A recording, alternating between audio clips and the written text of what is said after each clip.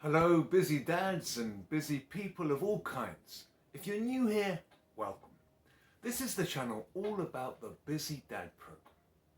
The Busy Dad program is a simple, effective, and time-efficient training protocol that I've been following for the past 17 and a half months since my daughter was born. I found a way with this program of getting and staying in fantastic shape with just an 80-minute time commitment per week.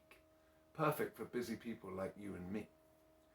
Now, as I've emphasized before, the Busy Dad program is a training protocol, not a dietary protocol. I do not mind what diet you follow or what approach to nutrition you take when you follow my program. However, many of you have asked me to share my thoughts on nutrition, and I am very happy to do that with you, provided you understand that I am really not making any prescriptions in these videos, merely sharing tricks and tips that I've learned through the years. Last week, we talked about the value of intermittent fasting, and today I want to talk about strategic caffeine consumption. Many of us, this for many years was me, are in the habit of getting out of bed and having a cup of coffee before we do anything else.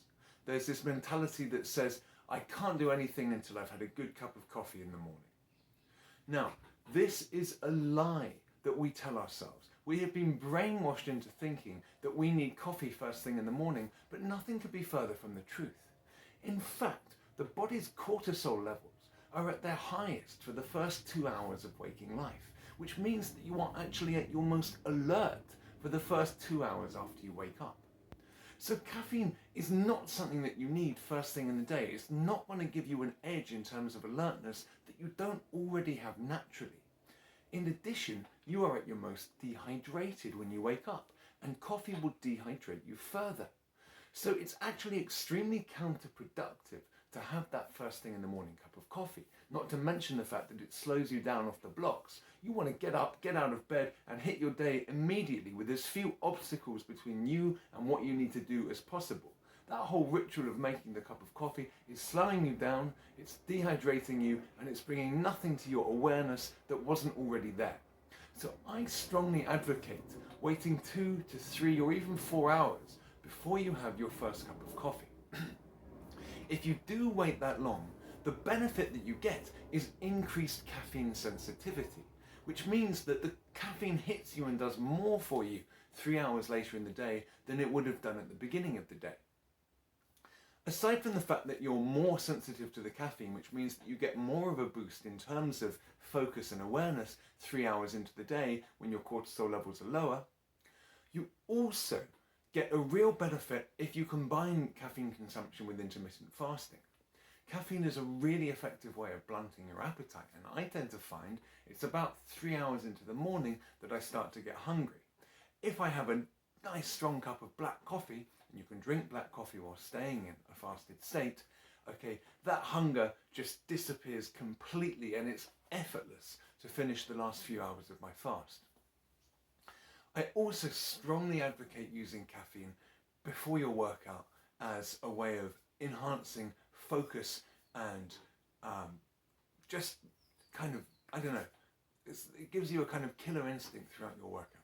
So those for me are the real uses of caffeine, as a way of blunting my appetite to help me through my fast, and as a way of giving me that killer instinct for my workout.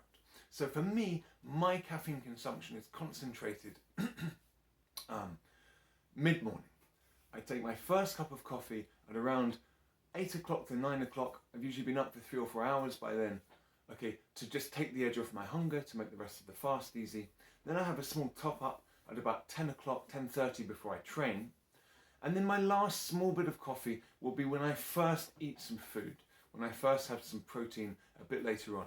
I've been told that consuming caffeine with protein actually helps the body absorb the protein, so I'll have a small amount of caffeine as well later on after my fast, but I'll be absolutely certain that by 12:30 or so, there's no more caffeine going into my system. So I advocate strategic caffeine consumption. Concentrate your caffeine intake into a short kind of 4-hour window and get out of the bad habit of having a cup of coffee as soon as you wake up. It's doing you no favors. Okay, great. Next week we are going to talk about the importance of calorie counting. Thanks for your attention, my friends. See you then.